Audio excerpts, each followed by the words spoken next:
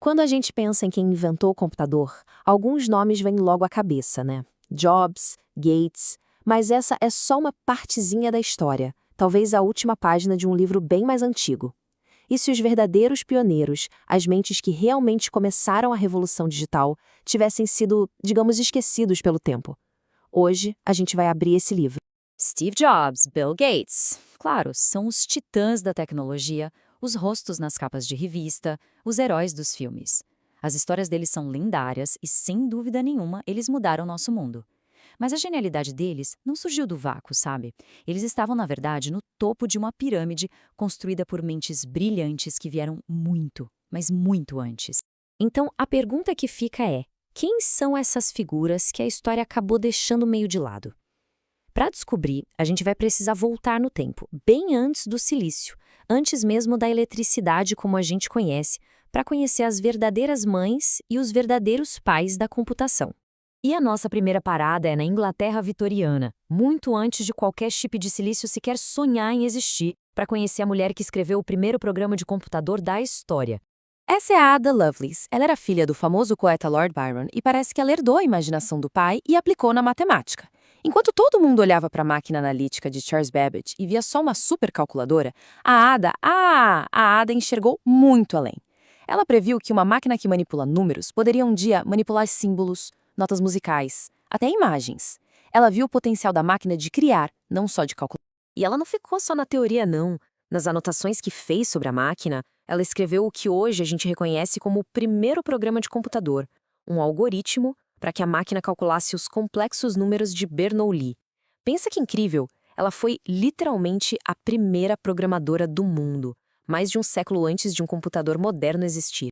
Agora vamos dar um salto de quase 100 anos. A gente vai parar no meio da Segunda Guerra Mundial, lá em Bletchley Park, no Reino Unido, onde outro gênio estava mudando o curso da história. O nome dele era Alan Turing. O problema?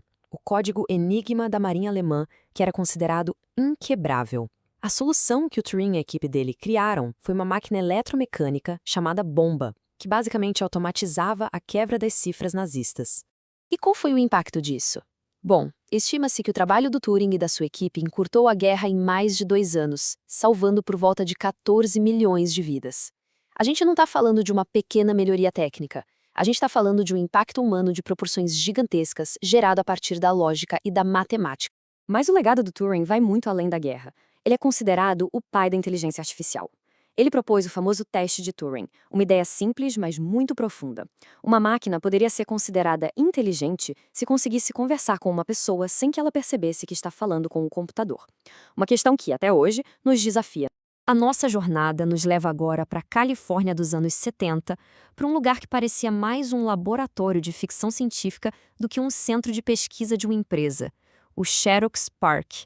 O que saiu desse lugar não foi uma invenção, foi um baú de tesouro. A interface gráfica com ícones e janelas, o mouse para apontar e clicar, a rede para conectar computadores, basicamente tudo o que define a experiência de usar um computador hoje foi criado lá. A Xerox tinha o futuro nas mãos, mas a diretoria, focada no negócio de copiadoras, simplesmente não viu o tesouro que tinha em casa.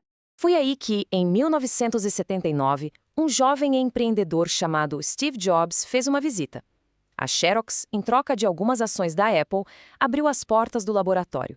O que o Jobs viu ali mudou tudo. Ele viu o futuro e decidiu que a Apple iria construí-lo. Mas aqui está a grande sacada da Apple. Eles não só copiaram, eles refinaram e popularizaram. O mouse da Xerox era um protótipo caro, de $300, frágil e complexo. A Apple transformou ele num dispositivo de $15, robusto e intuitivo. Eles pegaram uma tecnologia de laboratório e a tornaram algo que todo mundo pudesse e quisesse usar. Porque inventar não é só ter a ideia primeiro, é fazer ela se tornar real para o mundo. Então, o que essas histórias todas nos ensinam? Elas mostram um padrão que se repete ao longo da história da tecnologia. E esse padrão não se limita aos computadores. Pensa no Nikola Tesla. Enquanto Thomas Edison ficou com a fama, foi a tecnologia de corrente alternada do Tesla que de fato construiu o mundo elétrico moderno. É a mesmíssima história. O visionário fundamental muitas vezes fica na sombra de quem comercializa a ideia com sucesso.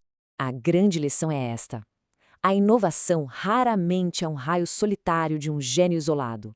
É uma corrente, uma longa conversa entre mentes brilhantes ao longo do tempo. A Lovelace imaginou. O Turing formalizou. A Xerox PARC construiu e a Apple popularizou. Cada elo dessa corrente foi essencial. Isso nos deixa com uma reflexão final. Ao olharmos para a tecnologia que nos cerca, desde o smartphone no bolso até a eletricidade na parede, fica claro que estamos apoiados nos ombros de incontáveis gigantes esquecidos. Quem mais será que está nessa lista? A história da inovação, como a gente viu, está cheia de capítulos ocultos e heróis não celebrados. A busca por essas histórias esquecidas continua, revelando que o futuro é sempre construído sobre um passado que a gente mal conhece. E aí, que outra história esquecida você conhece? Conta pra gente aqui nos comentários e aproveita para sugerir qual tema a gente deveria explorar na próxima vez.